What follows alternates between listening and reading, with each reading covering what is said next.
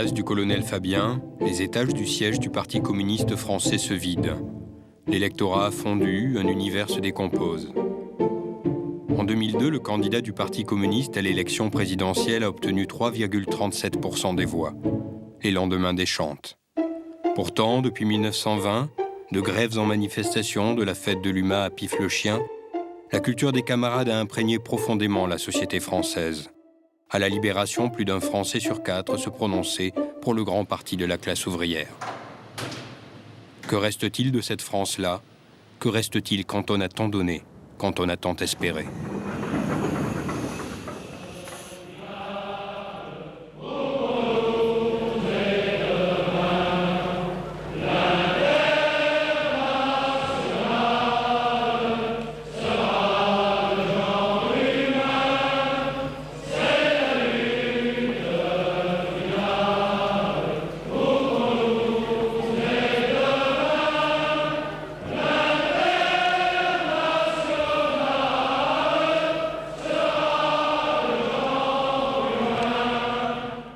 Le communisme, c'est pas seulement ce qu'on en dit de cet appareil, mais c'est aussi ce que ce parti a pu forger comme homme. Ce cheminement d'ouvriers, de gars qui n'étaient rien, qui à partir de 11 ans, 12 ans, ont été travaillés, ce qu'ils sont devenus des héros. Quel autre parti a fait ça? Aucun. Aucun. Seul le Parti communiste a été capable de former de tels hommes. Ça, c'est à son actif. Et ça, je ne peux pas le renier.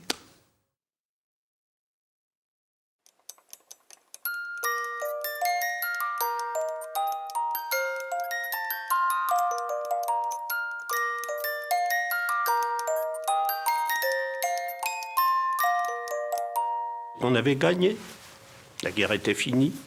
Donc la vie s'ouvrait. La libération, c'est comme un élan de bonheur. Quand moi j'arrive de province, je rentre à Paris, que j'avais fui pour fuir les Allemands. C'est une fleur de Paris, du vieux Paris qui sourit, car c'est la fleur du retour des beaux jours. Pendant 4 ans, dans nos cœurs, elle a gardé ses couleurs. Bleu, blanc, rouge, avec l'espoir, elle a fleuri. Fleur de Paris. Lorsque je passe dans la rue et qu'il y a une permanence rue de Belleville, on me dit « Tu veux adhérer à la jeunesse communiste ?» J'ai dit oui, je dirais naturellement. Naturellement, parce qu'il y avait eu la guerre, il y avait eu les nazis, les communistes avaient un prestige énorme. On se réunissait dans des petites salles, on était des dizaines entassés, et la politique venait tout de suite très très fort. La politique, la culture, le ciné, le bal. Il n'y avait pas de voiture, on descendait la rue de Belleville avec l'avant-garde. 6-7 de front, il y avait les marchandes de 4 saisons, demandaient, disaient l'avant-garde. Il y a eu une explosion de vie. Et le Parti communiste était là-dedans. Je dirais, même De Gaulle, les communistes, tout ça, c'était un peu pareil. C'était le parti des fusillés. Donc la résistance, les FTP, on apprenait ça tout petit. Tous mes frères étaient au PC, donc je suis tombé tout petit dedans. Et moi qui suis d'origine juive, je dois dire que tout petit, j'ai eu les deux cultures qui sont arrivées en même temps en termes de tradition. C'est-à-dire deux familles juives. J'ai baigné dans les récits, les camps de concentration, les gens de la famille qui y sont restés, etc. Donc les camps, le nazisme, les horreurs du nazisme. Et en même temps, avec le PC, c'est tout de suite le parti de la résistance, les FTP. La France fait confiance aux communistes parce qu'ils se sont battus, parce qu'ils ont été sur le sol national l'âme de la résistance intérieure. La France fait confiance aux communistes parce que le sacrifice de 75 000 d'entre eux a fait de leur parti le meilleur artisan de sa libération.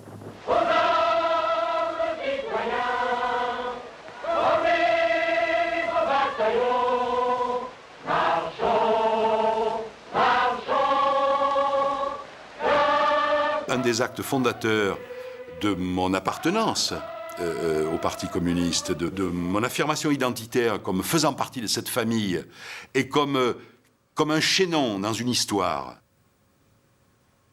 C'est-à-dire quelqu'un qui touche la main des morts et qui va toucher d'autres mains, celles des vivants, soi-même étant un vivant, c'est les cérémonies annuelles dans la banlieue de Bordeaux, au camp de Souges, où les communistes avaient le droit d'entrer une fois par an pour aller rendre hommage aux fusillés. Nous appelions ces endroits les enceintes sacrées. C'est un moment violent, je dirais. C'est un moment violent, pourquoi? Parce que dans le silence de la lande, on entend égrener des noms. Alors, c'est des noms qu'on connaît, parce que c'est des noms qui sont sur les plaques de rue. Ou bien c'est des noms que portent les cellules du Parti communiste.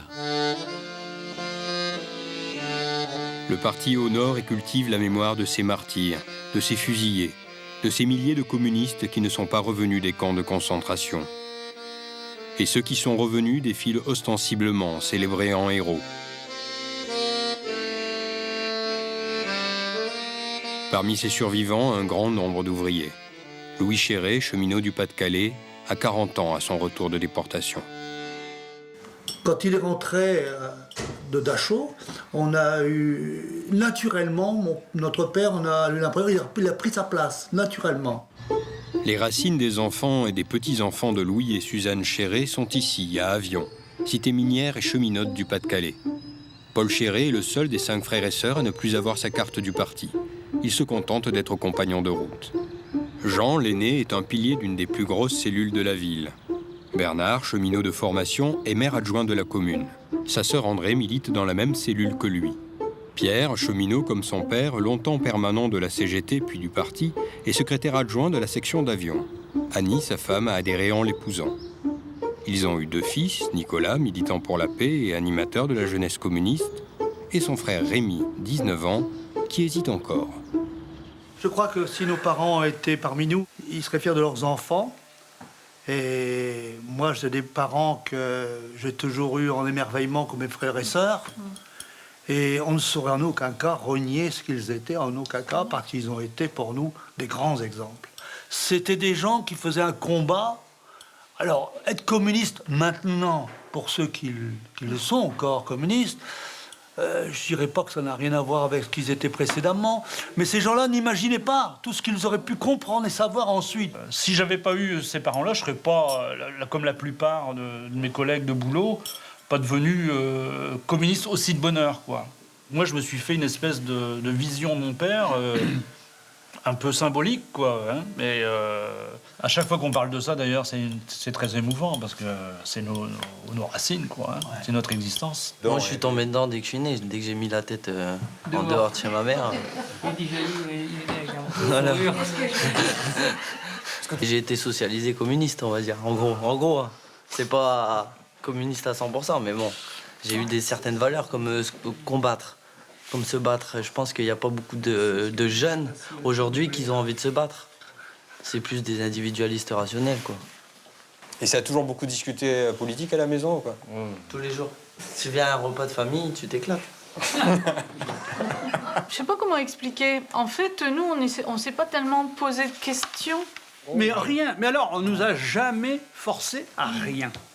On nous a jamais dit, il faut prendre ta carte. Ben, pour qui se battaient les communistes? À chaque fois, c'était toujours pour les ouvriers, pour les exploités, pour les travailleurs. C'était toujours pour les plus pauvres. Les premières interpellations que j'avais en étant arrivé à la SNCF, c'est d'entendre dire « C'est chaud ici, les syndiqués, il faut se battre, il ne faut pas se laisser faire. Après, c'est chaud, on fait grève, donc il faut que... » Ça a toujours été très à gauche, très ouvrier. Ben, il y avait quand même 4500 mineurs à Avion à un moment. Depuis 1935, Avion, il est connu comme Petit Moscou, qu'on l'appelait dans le temps.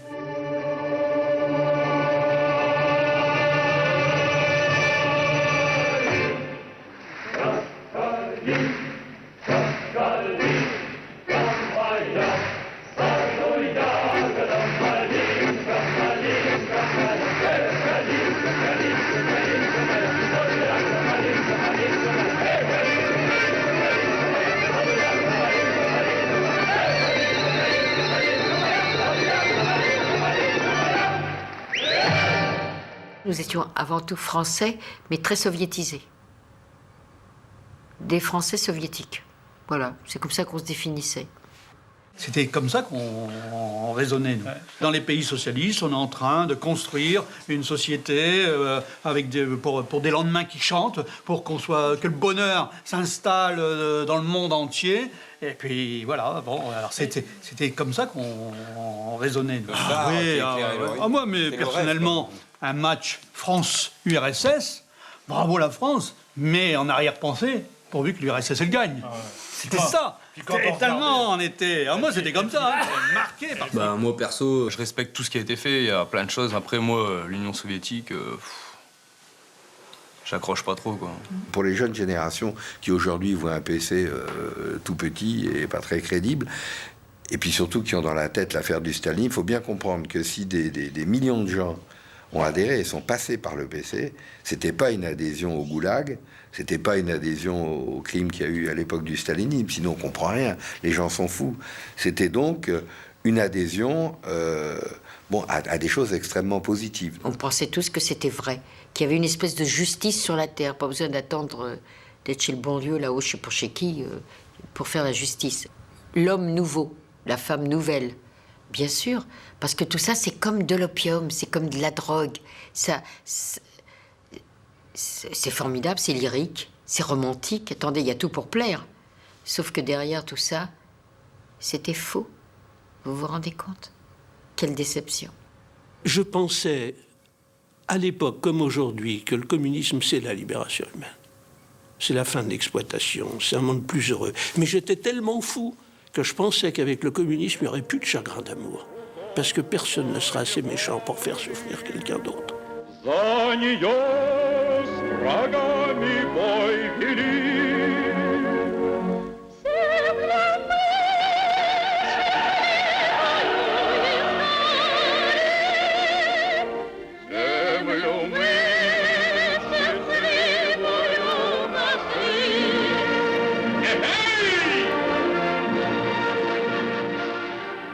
Et le jeune homme que j'étais se disait, ça c'est vrai, pourquoi j'ai une partie de mon cœur là-bas, parce que c'est la patrie de la Révolution. Et je suis profondément français, regardez comment... Vous voyez ? Un jour viendra, la terre sera verte, un soleil chaud luira sur les corons, dans l'enfer. À la fin de l'automne 1944, un homme retrouve le sol français. Il revient d'Union soviétique, où déserteur, il s'était réfugié durant toute la guerre.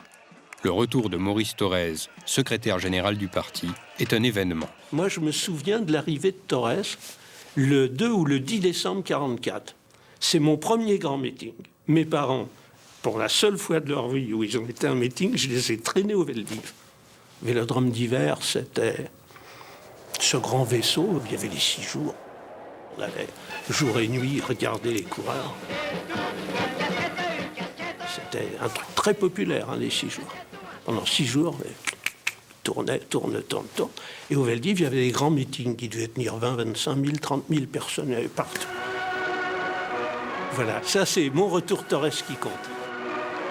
Au sortir de la guerre, les communistes sont auréolés du prestige de la victoire de Stalingrad. Le PCF, puissant et attractif, organisation de masse, est le premier parti de France, le grand parti de la classe ouvrière. Ses effectifs explosent, près de 800 000 adhérents. Il séduit plus d'un électeur sur 4 et conquiert de nombreuses municipalités sur tout le territoire. Ajaccio, Béziers, Fès, Cérès, Figeac. Maurice Thorez, considéré comme un véritable homme d'État, se prépare à exercer le pouvoir. On lui rendait des hommages, c'était notre premier stalinien et fier de l'être, comme il disait. Alors, oui, avec la chorale, on chantait des... J'étais à la chorale Espoir, alors on chantait plein de chansons. L'hommage à Maurice. Maurice parle et c'est la France qui se dessine dans sa voix. L'étoile claire de Staline ouvre l'amour au monde entier. La route mène au socialisme, Maurice marche le premier. Buvons, camarades, buvons à la santé de Maurice, à la santé de la paix, au bonheur, à la justice. Buvons au peuple français, buvons, buvons, au bonheur, à la paix. Le 21 novembre 1945, le premier gouvernement du général de Gaulle est constitué. Les communistes incontournables en font partie. Maurice Thorez, nommé ministre d'État puis vice-président du Conseil, goûte aux ors de la République. Plus que jamais, le Parti communiste et ses hommes se veulent irréprochables, exemplaires. L'époque est à la reconstruction. La direction du parti s'engage de tout son poids dans cette bataille stakhanoviste. Produisez encore.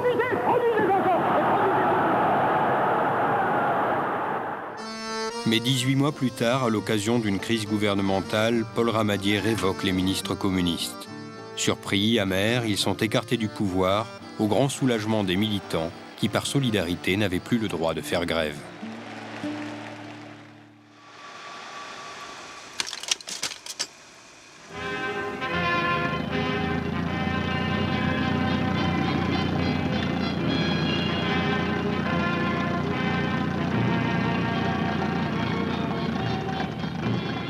Le parti bascule dans une opposition intransigeante. La guerre sociale est déclarée.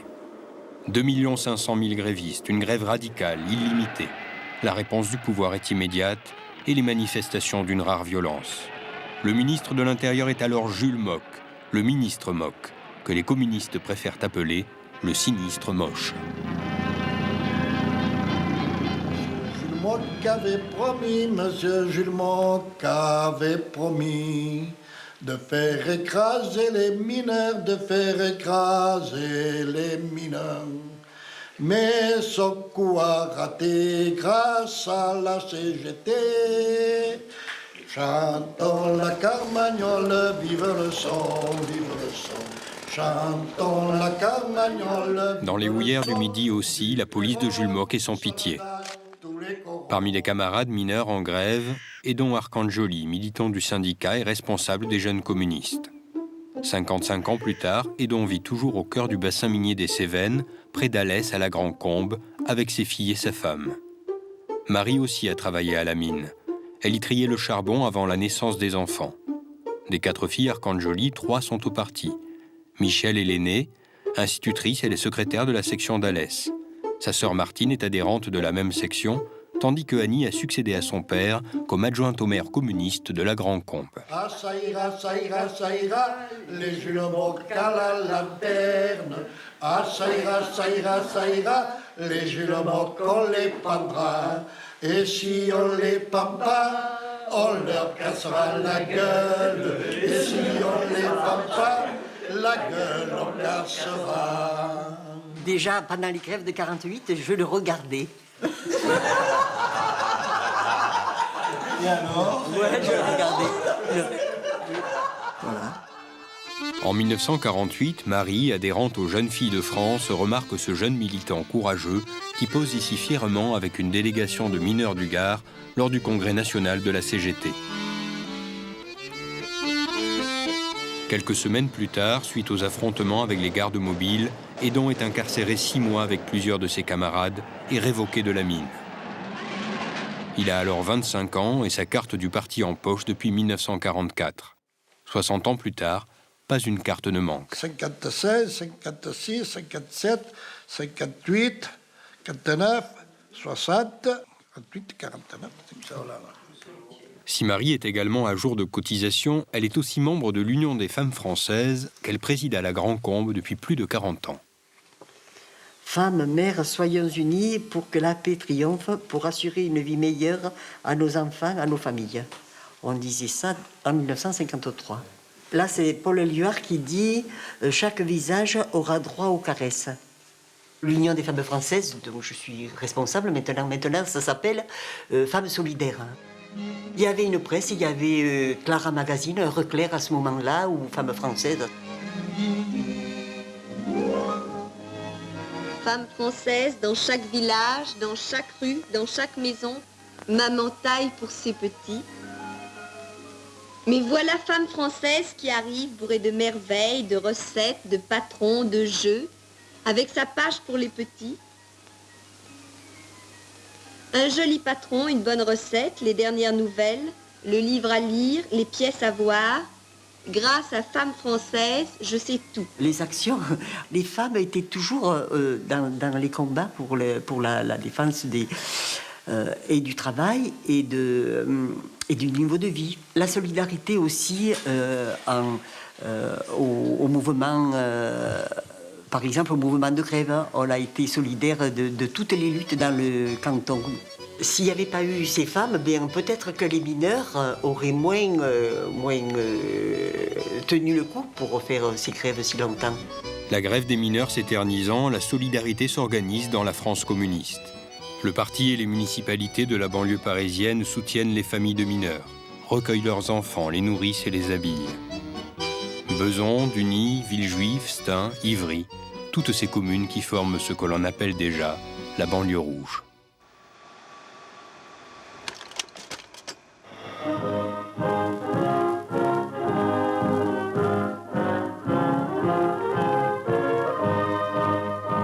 Le communisme municipal, né dans les années 30, devient vite hégémonique dans les communes industrielles de la ceinture rouge. On dit vouloir bâtir une ville nouvelle, inventer une vie nouvelle. Le logement est au cœur de l'action municipale. Des cuisines modèles, des intérieurs aux larges baies, de confortables terrasses où le travailleur peut se reposer après sa dure journée. D'autres communes ont créé des plages artificielles.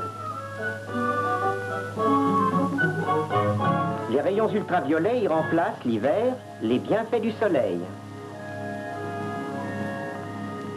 Le parti et la municipalité innovent dans l'édification d'une société ouvrière qu'ils veulent idéale et exemplaire.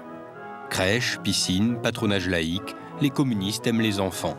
Leurs visages souriants éclairent encore ces cités modèles, ouvertes à la vie, image de la cité de demain. Les HLM d'hier sont toujours en place et de la cité Marat à la cité Maurice-Thorez, la famille d'Herbise n'a pas quitté la banlieue rouge. Marie-Louise, 89 ans, a commencé à travailler en usine à l'âge de 12 ans et c'est en 1932 qu'elle a pris sa carte à la jeunesse communiste. Marie-Louise est mère de 3 enfants. Tout le monde est encore communiste. Jean-Jacques, Nadia et la Benjamine Mireille, aujourd'hui maire adjointe d'Ivry. Elle vit avec Denis qu'elle a rencontré au parti. Quant à Lucien Laborie, directeur de la colonie municipale, et sa femme Renée, ils ont partagé bien des luttes avec les D'Herbise et font en quelque sorte partie de la famille. C'est vrai qu'avant c'était la banlieue rouge, c'est vrai. Il y avait une fierté quand même. Oui, il y avait une fierté, oui. Puis il y avait une sympathie avec les ouvriers et les autres, ceux qui venaient après. Non, la fierté... C'était la fierté des usines quand même. Je crois que j'ai été élevée dans une ambiance, dans des valeurs ouvrières, mais pas fermée ouvrière. Mais sinon, je crois que je ne serais pas communiste aujourd'hui. Évidemment. C'est rien. Non, je ne sais pas, mais je le crois. Et puis tu m'as aidé à ma culture, toi. Ah bah oui. Qu'est-ce que tu dis? Tu m'as aidé à ma culture. Moi, sur l'aspect de la fierté, moi j'étais fier d'être à Ivry.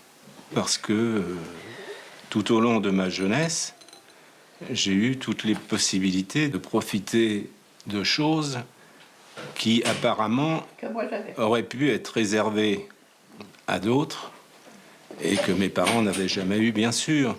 Quand je discutais des gens dans le 13e et tout ça, je disais, nous, à Ivry, il y a eu ça, il y a eu ça. C'est pour ça que je dis que j'étais fière pour être à Ivry. Nos mairies communistes ont été, avant-guerre, dans des lieux déshérités. Ils ont fait de la banlieue un sujet d'orgueil.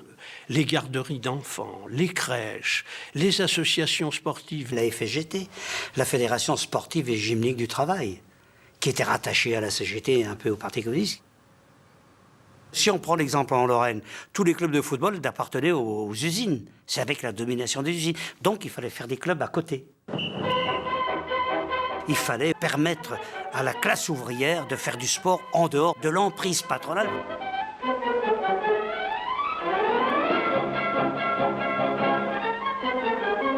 Le sport, c'est certainement l'activité la plus populaire dans ce pays, donc le parti devait être présent. Donc ils ont créé la FSGT, Miroir Sprint, ils avaient leur club, le Red Star, l'Étoile Rouge, a été plus ou moins créé par eux. Alors la copie aussi de l'Union soviétique, parce que comme toutes les bonnes dictatures, en Union soviétique, il y avait ces défilés de sportifs, des géométries, des dessins, des slogans, etc.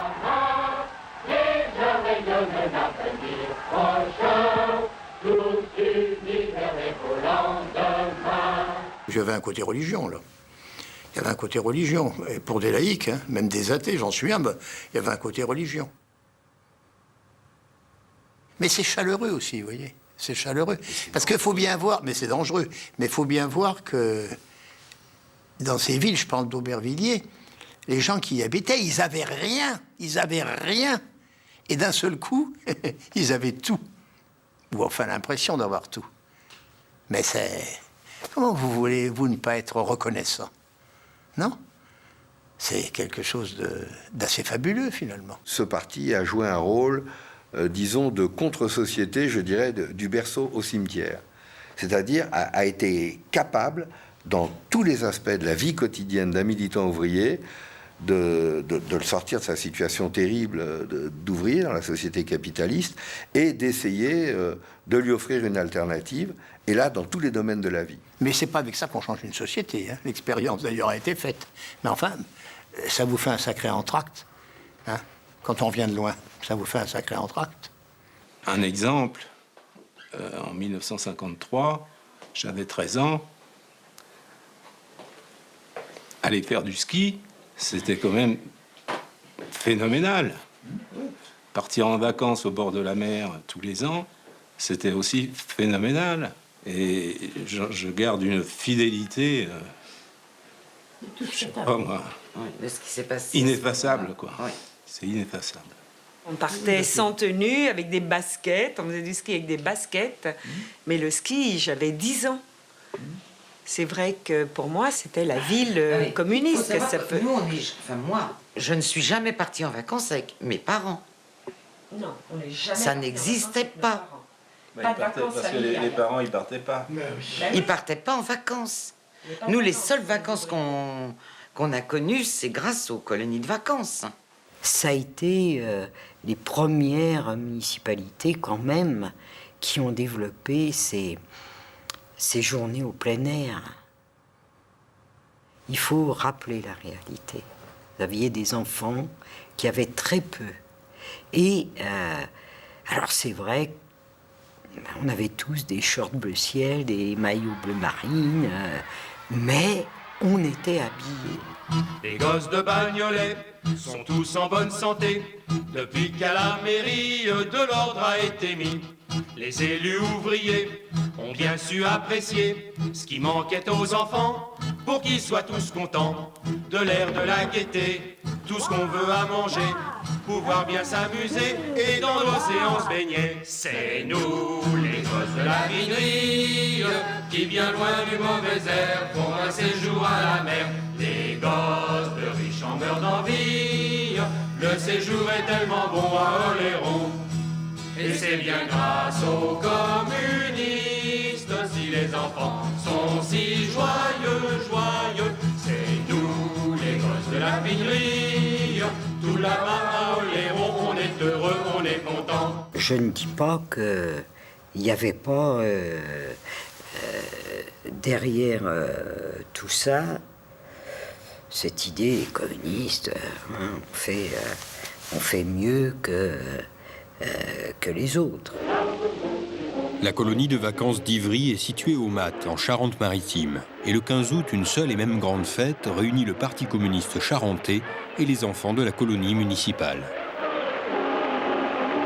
Frénétiquement acclamé, Maurice Thorez brosse le tableau de la situation politique en France. Et soulignant l'action de notre grand parti en faveur de l'enfance, démontre que seuls les communistes sont capables d'assurer la renaissance de la France et de créer les conditions d'une existence libre et heureuse. Ça choque. Même avec le recul, effectivement, après, je crois qu'il faut le resituer dans son contexte pour bien comprendre l'époque. C'était dans l'après-guerre. Bon, bah, c'était logique que le député du secteur, qui était Maurice Thorez, le maire d'Ivry, qui était Georges Maran, le député de la Charente-Maritime, qui était Georges Gosselin, qui nous avait aidés, à l'époque, qui avait aidé, enfin, c'est les autres avant, pour avoir le terrain, se réunissaient. Et c'est vrai que l'erreur, je m'excuse, j'en termine, l'erreur, ce qui n'était pas une erreur, mais enfin, dans le contexte, on avait dit, ça sera la fête du Parti communiste. Les colonies, ça a été monté par les communistes.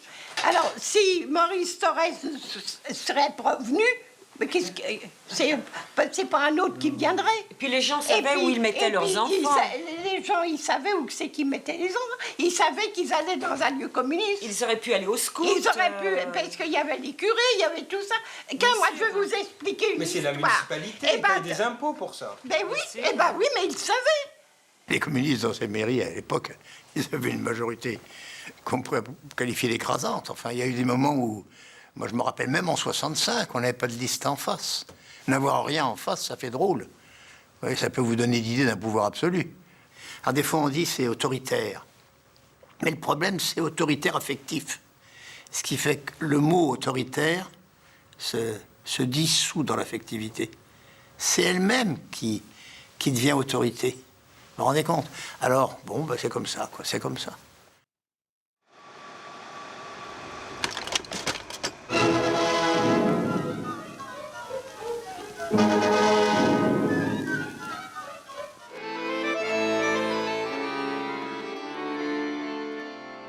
Depuis leur sortie du gouvernement, les communistes français sont présents sur tous les fronts. Avec la CGT, ils sont au cœur des luttes sociales. Avec les combattants de la paix, la jeunesse communiste, France URSS, le parti s'engage aussi dans une lutte idéologique férocement anti-impérialiste et violemment pacifiste. Communistes et anticommunistes s'invectivent, les temps sont au combat et à la haine. Le monde est coupé en deux, bloc atlantique contre bloc soviétique. J'ai envie de dire que c'était des années de plomb, à couper au couteau. Des années dures, où chaque manif, même un 1er mai, c'est souvent interdit. Moi, j'ai une période où on n'allait pas à une manif, sans savoir qu'à la fin, on se ferait matraquer. En 1952, à l'apogée de la guerre froide, la venue à Paris du général américain Ridgway, nouveau chef des forces armées de l'OTAN, fournit au parti un prétexte idéal à une démonstration de force sans précédent. Ridgway est accusé par les communistes d'avoir utilisé des armes bactériologiques lors de la guerre de Corée. Moi, j'étais un dirigeant de la jeunesse communiste de Paris. On avait décidé que ce coup-là, on ne prendrait pas des coups, et qu'on se défendrait. C'est-à-dire, dès qu'on voyait les flics, fallait pas faire comme ça ou courir, fallait faire comme ça et les faire courir. Et alors, je me souviens, à l'époque, il y avait un film soviétique qui avait été présenté au Studio 43, qui s'appelait La chute de Berlin. On voyait l'armée rouge qui se battait comme elle s'est battue. Mais on la voyait quand ils descendaient la steppe, vous savez. Et ils criaient « Ouh !» comme ça, avec leur Kalachnikov de l'époque. Et alors on a dit « il faut qu'on fasse pareil ». On avait dit « on va mettre devant des gars qui n'ont pas peur. » Et derrière des gars qui ne reculent jamais. Et alors les flics arrivent. Et alors on se fait faire « Oh !» et on part. Mais tout le monde ne suit pas, vous savez. Ben ouais. Alors on s'est donc retrouvé peut-être pas, moi, à 100 devant. Mais les flics ont eu peur. Ah, ça faisait drôle. Tous mes frères y avaient été. Et il y en a un qui est revenu à la maison avec sa gabardine couverte de sang. Qui n'était pas le sien, hein, mais bon, il y a eu tellement de blessés. Et moi, j'étais admiratif. Hein, j'étais trop petit, on m'avait pas laissé y aller. Mais mon frère revenait des bagarres sur Ridgway la peste. Puis en plus, il y avait du sang sur sa gabardine. Les manifestants se heurtent violemment en plusieurs points de Paris aux forces de police qui les dispersent. Résultat, 1 mort et des blessés parmi les manifestants, 200 blessés parmi la police. Enfoncez-vous bien ceci dans la tête, semblait dire les pancartes découpées dans des plaques de tôle et les barres métalliques abandonnées dans les bagarres. C'était la plaisanterie à la maison, mais Frangin me racontait, on nous a donné des espèces d'énormes gourdins avec une punaise pour mettre une carte de visite, non à Ridgway la peste, quoi. Ah, il y avait des toutes petites pancartes en papier, les bouts de bois étaient très gros. Alors, en général, il y avait un petit carton Ridgway SS, vous voyez. Et puis un bon manche, là, sur le bord du trottoir, on faisait sauter les cartons, et s'il y en avait un qui avançait, bon. Les pancartes, c'était des manches de pioche. Avec comme un petit carton ou feuille de papier, Ridgway dehors, libéré Jacques Duclos, etc. À la Grand-Combe aussi, on manifeste contre Ridgway, ainsi que pour la libération de Jacques Duclos, le numéro 2 du parti arrêté quelques jours plus tôt lors des affrontements à Paris. Et alors, pour un oui ou pour un non, on faisait une manifestation. Et les CRS... Non, pas pour un oui ou pour un non. Non, on faisait... Voilà, oui. Non, c'est pas pour un oui ou pour un non. C'était une manifestation politique. Ah, voilà. Contre l'arrestation de Jacques Duclos, les CRS s'étaient garés derrière l'église, la rue qui descend, voilà. Et bien, nous, on a dit, allez, on y va quand même. Et on a dit, allez, Marie, passe devant. Et les CRS ont pris leur fusil à l'envers. Ils ont tapé avec la crosse. Et un collègue devant moi allait recevoir un coup, et moi, j'ai frappé le CRS. Mais après, il m'a frappé, moi. Bon, mais c'est drôle, parce que quand on est dans l'action, c'est sûrement ça, et ça doit être ça pour tout le monde. Après, on réfléchit, on le refait plus. Et puis après, je suis allée au dispensaire. D'un côté, il y avait 2 ou 3 comme moi, et puis de l'autre côté, il y avait aussi quand même les CRS qui se faisaient soigner. Mais on n'était pas côte à côte quand même. On ne se voyait pas. Si les communistes français s'attaquent à la présence des généraux américains sur le sol national et à l'impérialisme yanqui, ils combattent tout autant leur culture et leur mode de vie. En France, on aime le bon vin. Et on sait l'apprécier.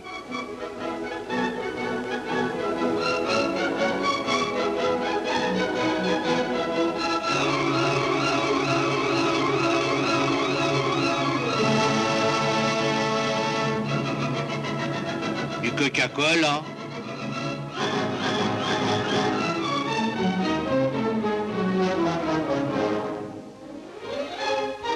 Allez, mon bonhomme, placez votre camelote ailleurs.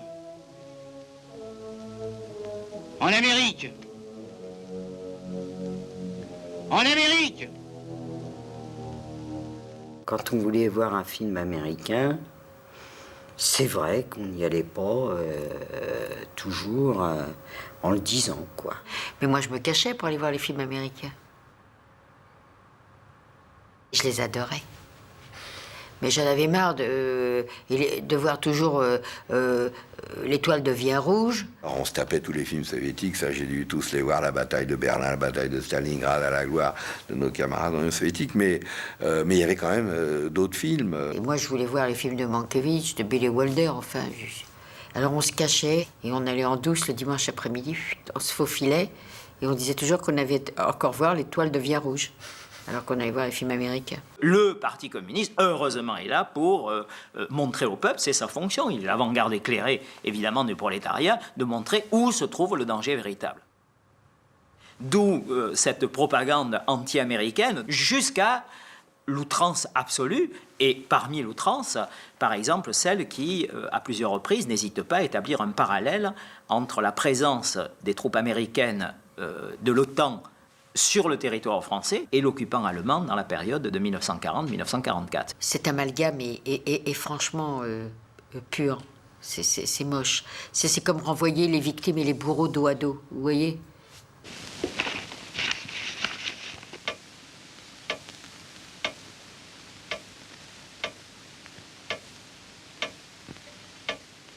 Schamke, qui a fait fusiller votre fils. Thompson, qui veut vous prendre votre maison. Ce sont les mêmes, Madame Moulin.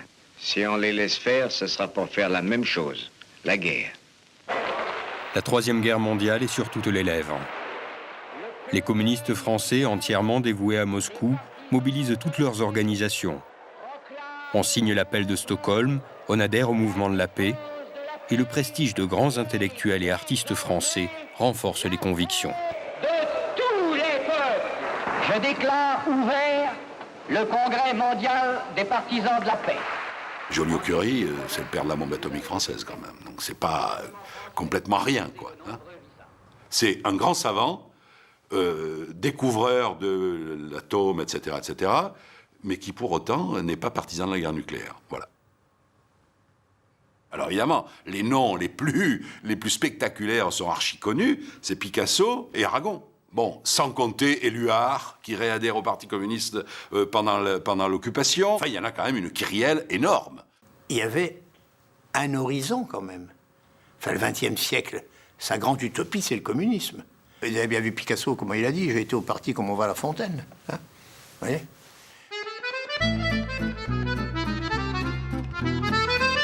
Pablo Picasso reçoit à Vallauris les ouvriers de la Régie Renault. C'est l'époque des échanges culturels.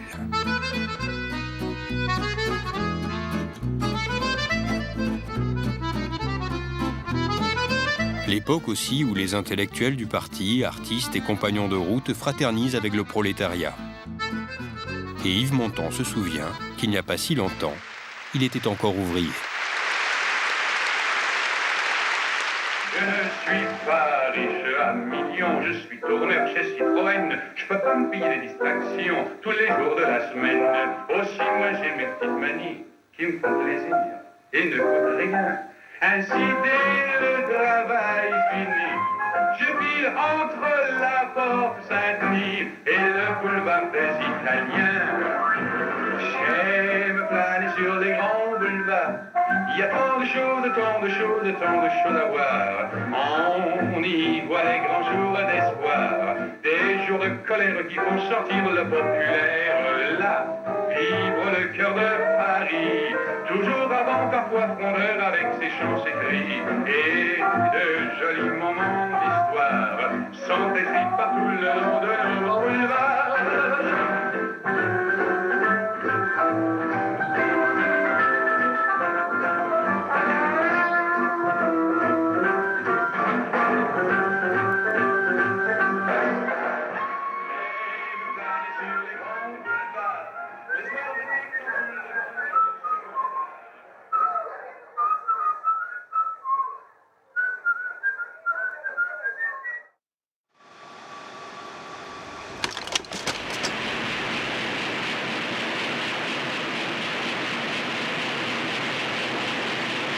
Le PC organisait tout le monde du berceau au cimetière, mais du berceau au cimetière, selon l'état où on se trouvait, il y avait un journal. Alors, c'est depuis, je sais pas moi, l'hebdomadaire d'actualité Regard, en passant par le journal des sportifs de la FSGT, le journal des femmes, le journal des jeunes, les tout petits Rikiki Roudoudou, Pif le chien. C'est Pif le chien, c'est mon copain, joyeux malin, il est sur mon chemin. Bout du nez noir et ventre blanc, il faut le voir, ses trois cheveux au vent. On pouvait trouver absolument dans tous les secteurs où on était de sa vie l'organe correspondant, soit directement lié au PC, soit indirectement proche de la mouvance communiste. Les communistes sont également présents partout en France grâce à leurs quotidiens régionaux. La Marseillaise dans le Midi, le Petit Varrois, l'Écho du Centre, Ouest Matin, Liberté dans le Nord, de très nombreux titres sur tout le territoire national.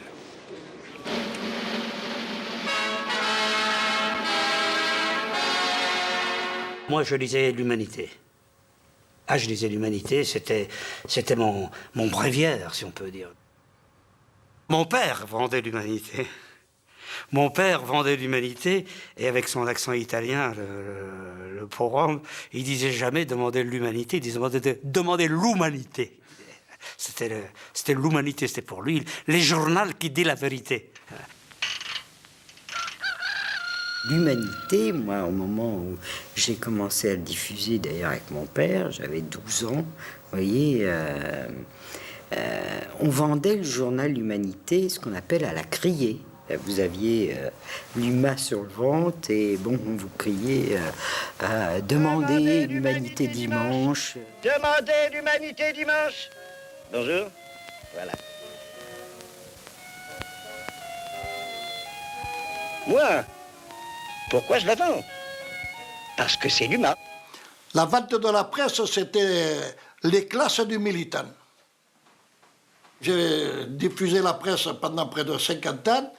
L'UMA, quand elle arrivait le vendredi à 1h30, j'allais chercher à la gare, mais 30 ou 40, ça dépendait. Hein. Et bien, je commençais le soir par les abonnés, et j'avais autant 2 ou 3 numéros supplémentaires pour les lecteurs occasionnels. Avant d'aller voir mes lecteurs, je feuilletais le journal. Tout au moins les gros titres, ils y passent, ils étaient déjà vus.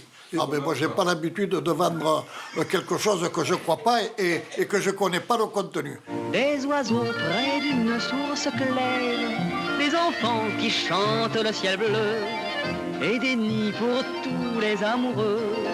Le bonheur n'est pas une chimère, l'humain sur tous les chemins, l'humain dans toutes les mains. Bonjour, bonsoir, bon matin, il y a le blé, le vin, il y a la laine et le lin, et l'humain dans toutes les mains, sur tous les chemins, l'humain.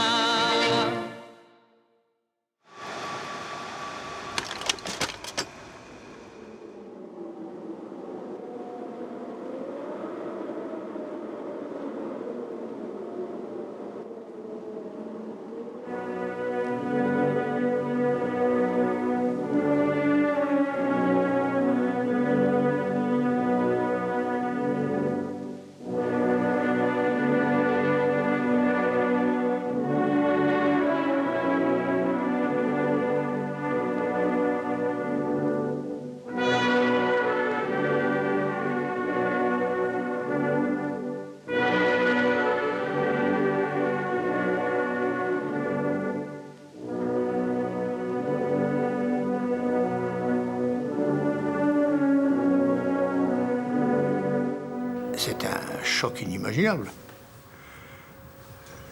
Là, franchement, le monde pleurait, quoi. Je dis bien le monde.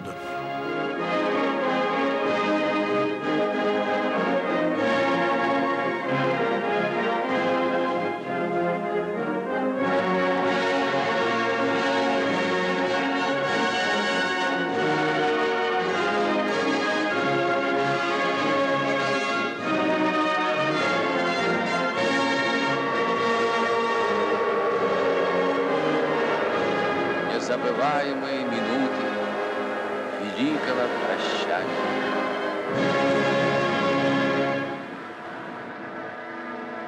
En 1953, quand Staline meurt, il y a un deuil national de déclarer en France.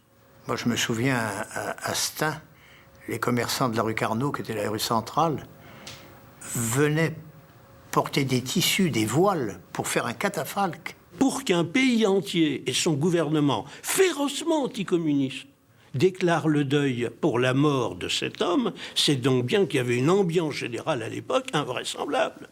Ben, la mort de Staline, oui, moi, mes 2 souvenirs, c'était le fameux titre de l'UMA, la une. Bon.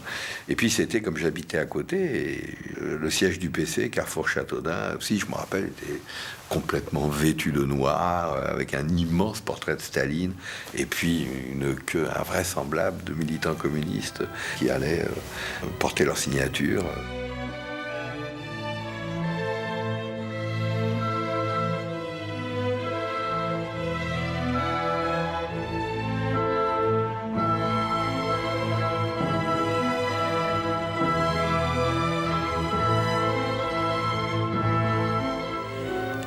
Des membres du comité central disaient n'en faites pas trop quand même.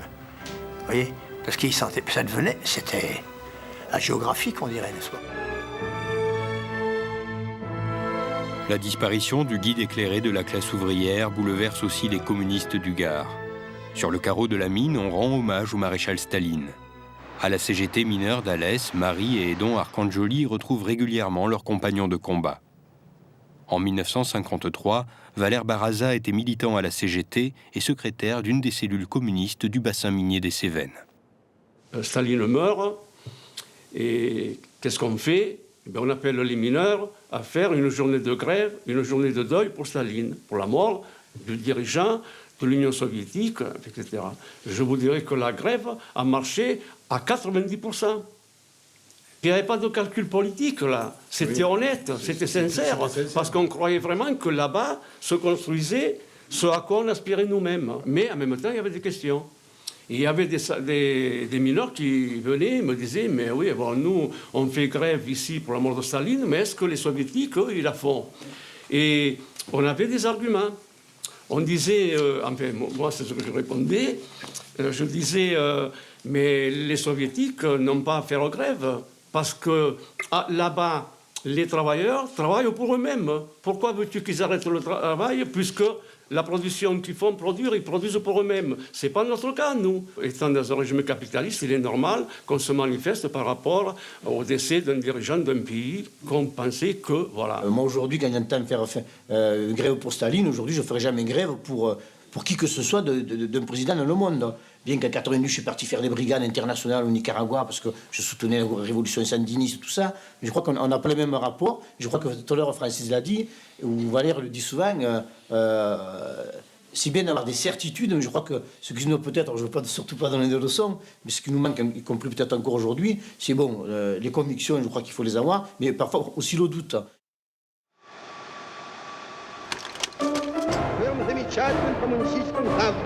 Поэтому мы смело, твердо и решительно будем и впредь добиваться. Le 20e congrès du Parti communiste d'Union soviétique va plonger dans la stupeur les camarades du monde entier. Pour la première fois, on ose critiquer celui que l'on adorait et que l'on pleurait. Le 24 février, le nouveau dirigeant de l'URSS, Nikita Khrouchtchev, lit devant les délégués du Congrès un texte retentissant. Il énumère les crimes de Staline, critique le culte de la personnalité, dénonce les purges et les procès politiques, condamne les déportations et la liquidation de millions de communistes. Présents lors du Congrès, les délégués français prennent connaissance du contenu de ce que l'on va bientôt appeler le rapport Khrouchtchev. Maurice Thorez et Jacques Duclos, si fidèles à Staline, sont abasourdis. « Staline, réveille-toi, ils sont devenus fous », semble-t-il se dire à l'oreille. De retour en France, les dirigeants du PCF font le dos rond, rejettent la déstalinisation et s'enferment dans leur certitude. Vive le drapeau victorieux de Marx, Engels, Lénine et Staline! Vive le communisme! Pas question pour Maurice Thorez de relayer en France les propos de Khrouchtchev. Il dit que c'est pas vrai. Il dit le prétendu rapport.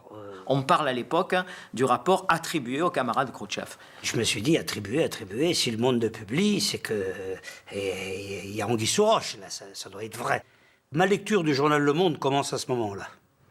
Car c'est le journal Le Monde qui, le 1er au mois de juin 1956, publie en France le rapport secret de Nikita Khrouchtchev. L'onde de choc est considérable. C'était quand même les horreurs hein, que l'on découvrait quand même. Quand même, des gens comme nous n'imaginaient pas que tous ces procès étaient falsifiés, qu'il y avait tant de gens dans les camps. On savait que c'était dur, puisque nous-mêmes, on était durs à l'intérieur du parti, avec ceux qui ne pensaient pas pareil. Les dirigeants, les permanents, ceux qui savaient et qui nous cachaient la vérité, ces communistes-là, ils sont indignes. J'ai rien d'autre à dire. Ils sont indignes. C'est tout. C'est moche. Et je ne confonds pas. Alors que nous nous soyons trompés, d'accord, que le mot communiste a été galvaudé, a été usé, a été laminé. Oui, bien sûr. Mais c'est leur faute. C'est pas nous. Nous, on était prêts à tout donner, même notre vie. Vous vous rendez compte? Voilà. Voilà ce que c'est devenu. Alors, je comprends qu'on peut les détester, hein. Ils nous ont foutu l'espoir en l'air. Et ça, de ça, je leur pardonnerai jamais. Le rapport Khrouchtchev a créé un véritable appel d'air et l'année 1956 est vécue par les communistes comme un tremblement de terre. Une nouvelle secousse ne va pas tarder à ébranler l'opinion publique et cette déflagration se fait ressentir à Budapest. En Hongrie, on s'attaque à la statue de Staline. On rêve de démocratie, de liberté, d'élections libres. Mais la déstalinisation a ses limites et les soviétiques décident d'aller voir sur place ce qu'il en est. On remet un peu d'ordre, le parti français applaudit. Ça a été un choc, là, où il y a eu une déperdition terrible, terrible. Je crois que ça doit commencer à partir de là. Le recul du Parti communiste qui s'est marqué d'une façon plus forte dans les années 70. Mais déjà là, ça a dû commencer... il y a de grands intellectuels qui ont quitté le parti, puis on s'en est pas remis d'ailleurs. Hein. En 1956, le Parti communiste est complètement sur la formule bien connue « qui n'est pas avec moi est contre moi. Ceux qui ne sont pas avec nous sont contre nous ». Le nous et les autres, c'est une catastrophe parce que c'est ce qui, dans l'histoire communiste, rapproche le plus de ce qu'il y a de pire dans l'Église, dans les églises. C'est-à-dire le phénomène de l'exclusion. Le parti se renforce à ses purs rangs. On emploie aussi la métaphore médicale. Quand un membre du corps qui est malade, il faut le trancher. Et si de temps en temps on coupe des membres, même s'ils ne sont pas tout à fait pourris, mais on les accuse de l'être, ben c'est encore mieux parce que le corps, il se purifie comme ça. Bon, allez, Henriette, dis-nous pourquoi t'as choisi d'aller en Yougoslavie et qu'on passe à autre chose, hein? Bah oui, parce que j'ai une partie de ma famille là-bas et que mon père garde des liens avec eux. Vous savez, on peut rien leur reprocher à ma famille. Ils étaient résistants contre le nazisme. Enfin, ils ne sont quand même pas responsables de la rupture entre Tito et Staline. Une famille comme ça, on la désavoue. Il y en a qui savent choisir entre leur famille et la révolution. Tiens, à Prague, par exemple, et en URSS, on a vu des femmes courageuses témoigner contre leur mari. Mais si Henriette acceptait d'écrire dans notre journal ce qu'elle a vu là-bas? La répression fasciste qui s'abat sur les masses yougoslaves, par exemple. Je peux pas. J'ai rien vu. Comment ça, t'as rien vu? Il y a eu un reportage dans l'UMA. Oui, je sais. Je l'ai lu. C'est sûrement vrai. Mais moi, j'ai vu que ma famille... Ouais, je sais pas, franchement, on pourrait peut-être s'en tenir à un blâme collectif. Oh non, ça serait trop facile. Mais si elle dit qu'elle a rien vu, c'est peut-être vrai. Ouais. Elle est pas aveugle, quand même. Bah alors, qu'est-ce qu'on fait? Votre humanisme bourgeois est dangereux. Qu'est-ce que ça veut dire? Nadia, qu'est-ce que t'en penses? Bah, c'est une défaillance sans gravité. Sans gravité, l'hitlérotitisme. Mais il faut pas que ça... C'est quoi l'hitlérotitisme? Je suis en dessous de la vérité. C'est encore plus terrible que ça. Plus insidieux, plus méchant, plus ordinaire. Vous savez, j'appellerais ça ce fascisme ordinaire qu'étaient les staliniens de l'époque. On ne passait pas son temps à exclure. Hein. Faut pas charrier, quand même. On était des centaines de jeunes dans le 11e où elle était, dans le 20e, qui se battaient, qui allaient à des manifs, qui faisaient la fête, qui... Vous voyez, faut pas charrier, quand même. La camarade Henriette est exclue à l'unanimité, moins une voix et une abstention. Henriette, tu peux partir.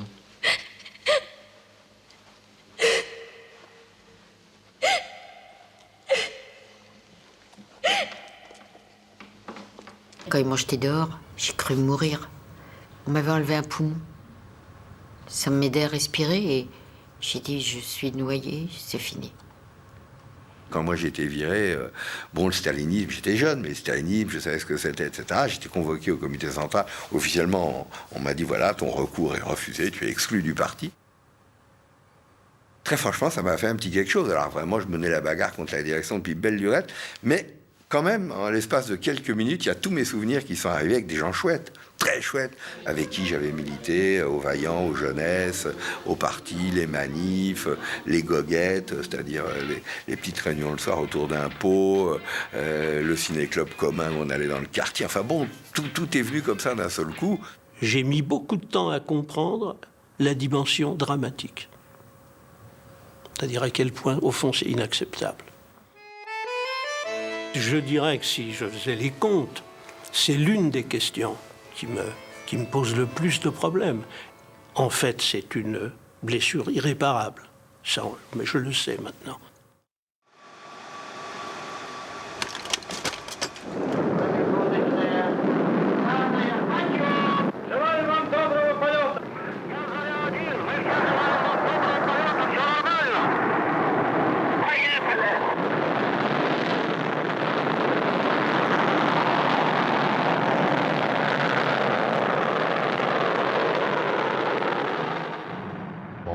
Du ciel, je suis tombé du ciel. destin providentiel, car sur la terre... Mais quand même, aller au ciel, franchement, dans la symbolique, c'est extraordinaire. Et le premier gars qui va au ciel, moi j'y peux rien, c'est comme ça. Communiste et soviétique. Vous vous rendez compte ?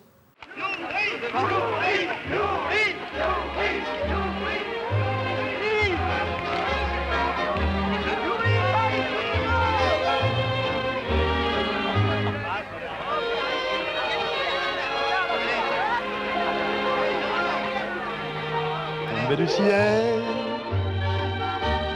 l'amour qui tombe du ciel, c'est le rythme éternel. Tomber du ciel, tomber du ciel, tomber du ciel. Youri Gagarin, le premier cosmonaute. Si on parle de lui, alors, lui aussi, il était beau. Hein. Oui, puis c'était l'homme neuf, nouveau, soviétique. Mais remarque, quand il est venu à Ivry, il a planté son arbre à Gagarine, là. Dans notre cité. Une cité HLM. Moi, j'étais à côté de lui.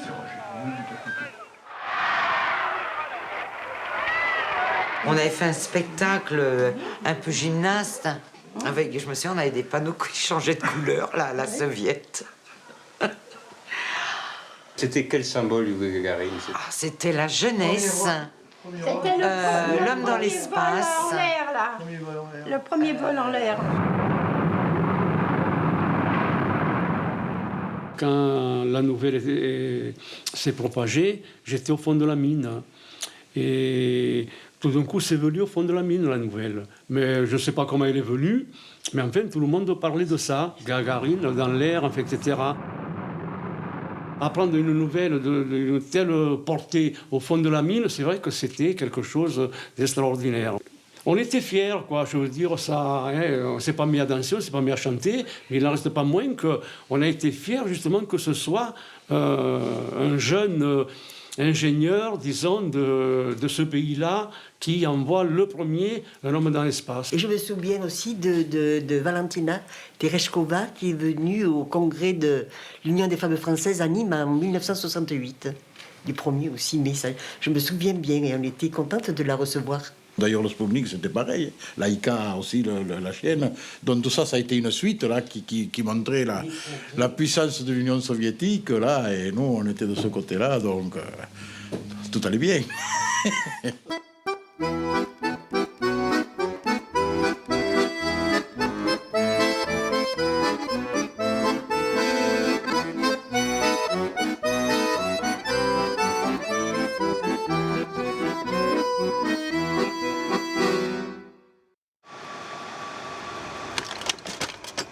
Fleur au fusil, tambour battant, il va.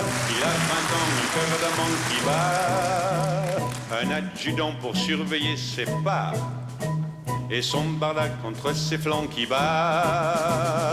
Quand un soldat s'en bat en guerre, il a dans sa musette son bâton de maréchal. Quand un soldat revient de guerre, il a dans sa musette un peu de linge sale. Partir pour mourir un peu à la guerre, c'est un drôle de petit jeu qui ne bat guère aux amoureux. Pourtant, c'est presque toujours quand revient l'été qu'il faut s'en aller. Le ciel regarde partir ceux qui vont mourir au pas qu'à danser. Quand un soldat s'en va en guerre, et oui. Et alors, c'était pas que la chanson. Moi, j'ai vu partir des jeunes qui avaient un peu plus de mon âge. J'allais avec les jeunes communistes bien me coucher sur les rails des trains pour que les jeunes ne partent pas faire la guerre en Algérie. Ils ne comprenaient pas très bien cette guerre, ils partaient défendre la France. Et j'en ai d'ailleurs à cette époque qui m'ont dit, bah écoute, il faudrait mieux que ça soyons nous qui ne passions dessus que le train, du genre, vous voyez. Mais on les a vus revenir. Bon, ils n'avaient plus du tout la même idée, quoi. Je suis devenu communiste parce que j'avais lu dans Le Monde le rapport de la Croix-Rouge sur la torture en Algérie, qu'autour de moi, des camarades de lycée en terminale étaient engagés dans des batailles avec les fachos sur les marches de la faculté de droit à Bordeaux ou de lettres. On distribuait des tracts. On dénonçait les tortures de Henri Alleg en diffusant le livre La Question aux éditions de Minuit, livre qui était interdit. Donc moi, à 18 ans, j'étais tellement révolté par ça que je suis rentré dans le parti qui me paraissait le plus actif. Je sais depuis que c'était pas forcément le plus actif, ou en tout cas, c'était pas le seul. Mais en tout cas, pour moi, c'était celui qui se voyait. La guerre d'Algérie est meurtrière. Sur les deux rives de la Méditerranée, les attentats se multiplient. Pour protester contre les actions de l'OAS, le Parti communiste organise une manifestation à Paris. Elle est interdite par le pouvoir gaulliste. Au métro Charonne, la police charge, sans ménagement. Moi, j'ai été emmenée un peu comme ça, poussée par la foule dans le 11e arrondissement, mais on entendait des coups de matraque, on entendait même tirer, on voyait ces casques brillants. C'était une nuit un peu d'épouvante.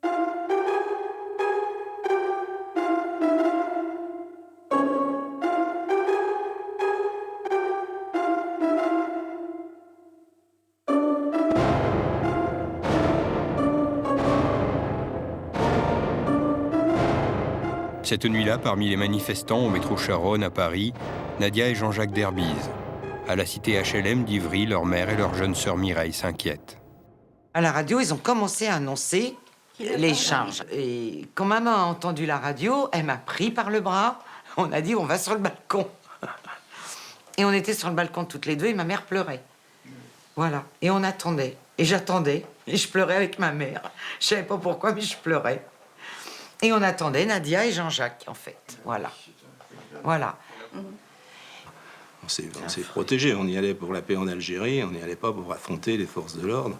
Donc on s'est mis dans une porte cochère, puis on a attendu que ça se calme. Et quand, tard dans la nuit, j'ai appris qu'il y avait, 7 morts, dont une femme que j'ai très bien connue. J'en ai encore Suzette Martorell, à Aubervilliers, un jeune Daniel Ferry. Ça, excusez-moi, mais c'est un moment de l'histoire qui vous marque.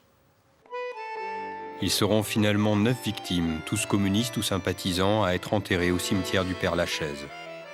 Leur mort soulève une immense émotion dans tout le pays. Plusieurs centaines de milliers de personnes défilent aux obsèques. Charonne, il faut l'avoir vécu dans ses tripes pour s'en souvenir. On ne l'oubliera jamais.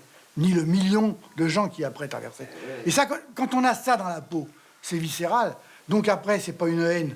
C'est pas de l'anti-patron, c'est pas de l'anti... Non, pas forcément. Mais c'est un constat. Un constat qu'on fait de ce qu'on a vécu et qui nous laisse des traces dans notre chair. Et ça, on peut pas l'oublier.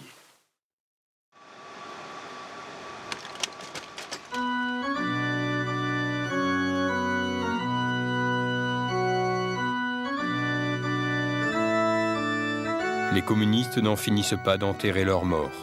Le 11 juillet 1964, Maurice Thorez, qui avait cédé sa place de secrétaire général du parti à Waldeck-Rocher 2 mois auparavant, meurt brusquement sur un bateau soviétique en mer Noire pendant ses vacances en URSS.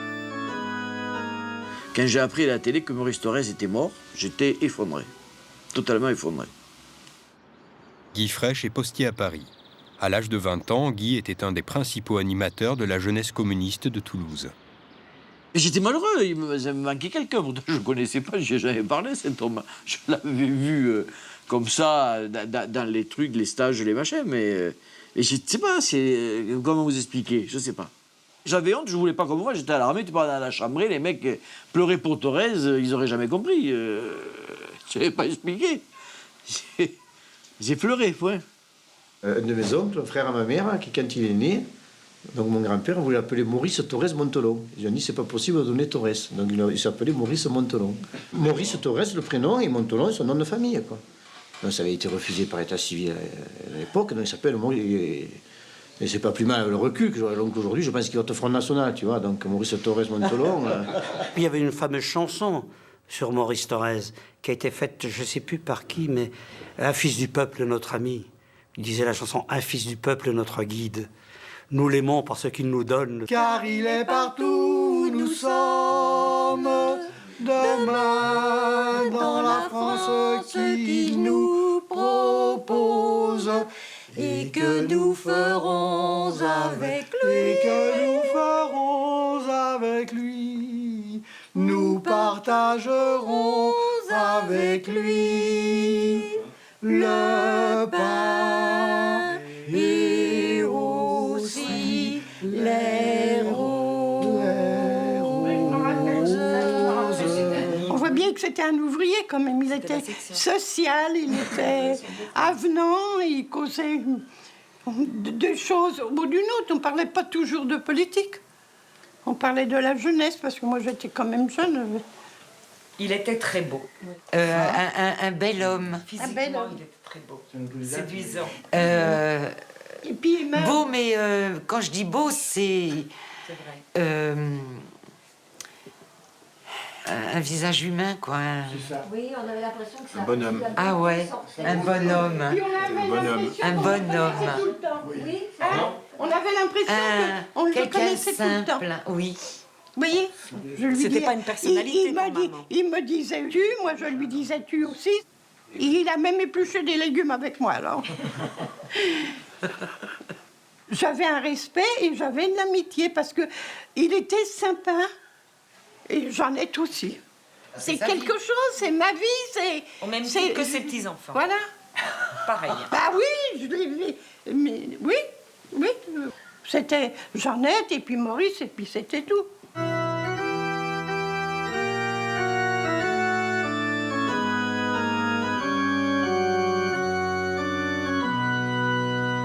Et quand il est mort en 64, le Parti communiste a mis en vente des photographies de Maurice Thorez de tous les formats, petits, moyens, grands. Et je me souviens d'avoir acheté quelques-unes et avoir fait une photographie de moi avec mon fils de quelques mois dans les bras, devant la photo de Maurice Thorez. Voilà, je dois avoir cette photo quelque part dans mes albums. Voilà. Maurice Thorez était dans ma salle à manger, comme une espèce de héros de ma vie, une figure tutélaire. Une figure tutélaire, voilà, on va dire ça. Hein. Le déménagement suivant, l'image a disparu.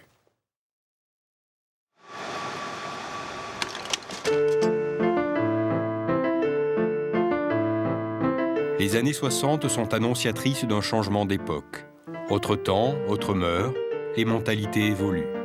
Mais le Parti communiste français est peu sensible à ces préoccupations.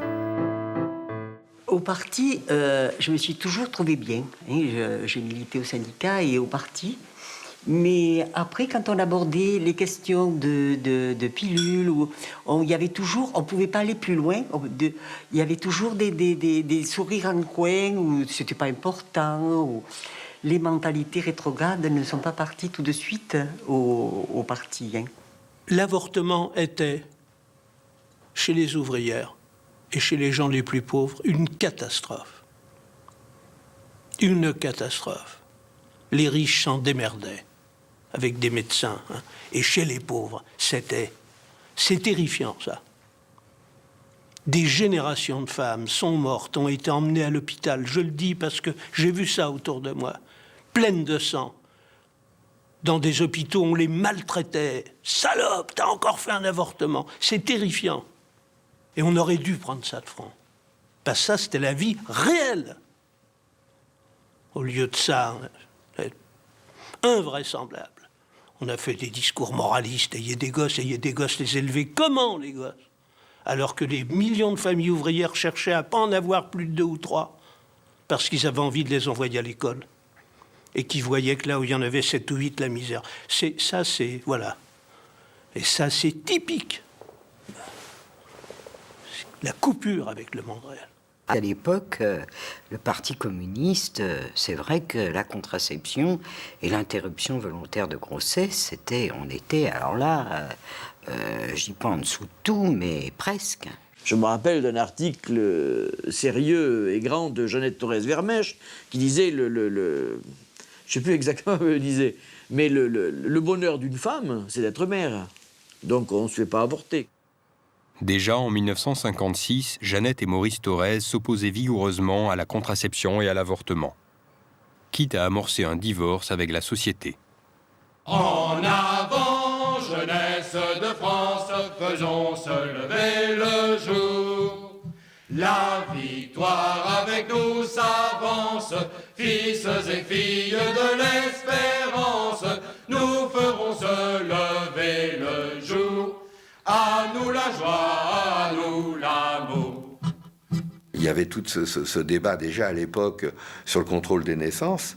Et Jeannette Vermersch était contre. Elle a une attitude réactionnaire, ce qu'elle appelait, exprès, elle faisait semblant de pas du tout connaître l'anglais, elle appelait ça le birth control, le contrôle des births, le birth control. Et elle disait que c'était dirigé contre la classe ouvrière, parce qu'on empêchait les femmes du prolétariat d'avoir des enfants. Et alors là, il n'y aurait plus de classe ouvrière. Donc, ça conduisait à ce que... Eh bien... Il fallait produire des petits ouvriers. Voilà, il fallait produire des petits ouvriers. Jeannette Torres-Vermersch, que vous connaissiez bien, Ah oui, je la connais. elle n'était pas très tendre sur ces questions-là. Le féminisme, l'avortement, le divorce, l'homosexualité... Je sais pas. Oui, il fallait procréer. Il fallait faire 3 enfants. C'est Maurice Thorez qui disait ça. Un pour remplacer la mère, un autre pour remplacer Et le l'autre pour la père, France. et le gars pour la France. Le garçon. Et vous avez eu combien d'enfants? 3, comme il faut. Au moment où les jeunes femmes, on se battait pour la pilule, on n'était pas très soutenus par le Parti communiste. C'était pas une bataille Moi, j'en ai féminine. jamais entendu parler. Non mais toi, bien évidemment, toi. La pilule, t'en avais plus rien à faire à cette époque-là. Non, ça dépassait justement même le Parti communiste. La pilule. Comment ça dépassait le Parti communiste? Il y a eu des mouvements féministes qui... Oui, bah, c'était les mouvements féministes. Eh ben alors, mais le parti... il était au large de Dakar. Ne s'est jamais exprimé vraiment là-dessus. À ce moment-là, non. Ah oui, ça c'est vrai. Ah bah bien sûr que c'est vrai. Moi, je m'en suis pas occupée. Ah bah non. Ben hein. voilà. Au niveau de la vie quotidienne, au niveau des mœurs, il y avait un côté hyper conservateur, qui va depuis à une époque l'hostilité totale aux homosexuels. Je me rappelle encore un meeting au Vélodrome d'hiver, Jacques Duclos hurlant la classe ouvrière, les PD, un truc les pédérastes, un truc dément. Dehors les malades qui gueulaient à la tribune, et on nous a virés à un coup de tarte dans la gueule. Bon, affaire est réglée. Guy Frêche a été exclu du Parti communiste français en 1967. C'est vieux, mais je m'en souviens toujours. J'en ai été malade. J'ai fait une dépression nerveuse qui a duré pendant 3 mois et tout. J'étais lessivé complet. C'est une catastrophe. Il y a tout qui s'effondre parce qu'en fait, c'est... alors surtout, la raison pour laquelle moi j'ai été viré. J'étais en gros d'accord avec ce que faisait le Parti communiste. Je n'avais pas d'esprit critique très développé. Par contre, on m'a foutu dehors parce que j'étais homo. Bon, on m'a fait un grand discours sur « faut te soigner, faut pas rester comme ça », mais... et puis j'ai pris la décision que je refusais de me soigner parce que ça me gonflait. Je vois pas très bien quelle... Et là, il m'a dit, bon, ben, on ne pourra pas te garder, il n'y a pas de PD au parti. Voilà. Et ça a été un débat public alors à l'intérieur? C'était un débat devant le comité fédéral, oui. Et toi, tu y assistais? Et qu'est-ce que tu disais? Tu te défendais? Ben non. On m'a demandé, j'ai dit, point, et puis j'ai laissé faire. Si tu veux, t'es cloué, Je ne pensais pas que j'étais un monstre aussi redoutable que ça. Puis ce que je faisais, je le trouvais plutôt agréable. Donc, non, je n'avais pas de... C'est après que j'ai compris que c'était très, très grave. Et c'était dramatique. C'est-à-dire, en gros, j'étais rejeté par la famille, par tout le monde. C'est-à-dire, du jour au lendemain, en quelques secondes, tu n'as plus d'amis. Puisque tous mes amis étaient dans cette sphère-là. J'en avais plus rien. Guy est obligé de révéler son homosexualité à ses parents et quitte Toulouse pour Paris. Le parti d'alors n'aime pas les écarts. Oui, j'ai participé à un procès intenté à notre secrétaire fédéral. Le pauvre vieux, il avait eu, enfin je dis pauvre vieux, une aventure amoureuse avec la femme d'un membre du comité fédéral. Oh, quelle histoire dans le parti, ça doit être un peu des purs et durs, des réunions de cellules pour condamner d'adultère. Ah oui, non, mais moi je l'ai vu, ça, j'ai participé à ces réunions et été obligé de partir de Meurthe-et-Moselle après cet événement. Leur truc, c'était de coller à l'opinion moyenne de la population à laquelle ils s'intéressaient, qui était la classe ouvrière. Il ne fallait pas choquer la classe ouvrière, et si tu veux, la classe ouvrière, c'est plutôt souvent réac, hein, sur les idées, le père qui commande, la mère qui fait la vaisselle, les enfants qui marchent au pas, et puis tout... et c'était ça, c'était un peu cette espèce d'idéologie qui a été sécrétée par le Parti communiste de tout temps. Aujourd'hui, tu dis, t'es homo au parti, on te prend, on te monte, on te fait des rideaux, on te met des couronnes, etc. Bon, à l'époque, s'ils avaient pu nous examiner à la cave, ils l'auraient fait. Chaque fois, ils ont 20 ans de décalage sur un phénomène de société.